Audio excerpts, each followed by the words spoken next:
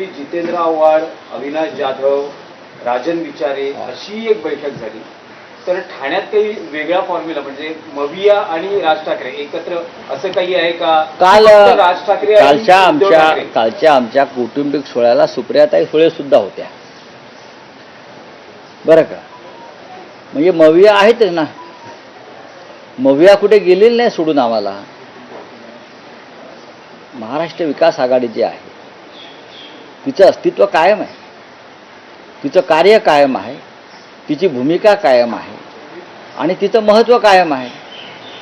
महानगरपालिकेसंदर्भातला एक वेगळा विचार असतो. त्याच्यामुळे कुठे महाविकास आघाडी कोणाकोणाला आम्ही सामान घेऊ शकतो किंवा कुठे शिवसेना मनसे महाविकास आघाडीतल्या घटकांना सामावून घेऊ शकतो, ही एक साधी प्रोसेस नाही आहे. त्याला एक इंग्रजीमध्ये तुम्ही लॉंग टर्म प्रोसेस म्हणतो आपण. कारण इतक्या महाराष्ट्रातल्या प्रत्येक ठिकाणी वेगळी गणित आहे आणि ती तशीच राहणार, त्यात बदल होणार नाही. कुठे शिवसेना मनसेच चालू शकते, कुठे महाराष्ट्र विकास आघाडीबरोबर सोबत घ्यावी लागेल, कुठे फक्त शिवसेना असेल, कुठे मनसे असेल, कुठे काँग्रेस असेल, कुठे राष्ट्रवादी असेल.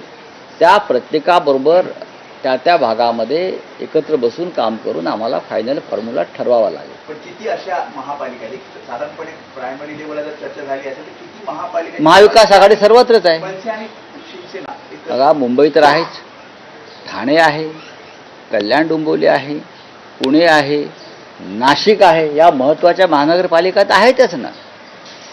त्याच्याविषयी माननीय उद्धवजी आणि माननीय राज ठाकरेंमध्ये एकमत आहेच.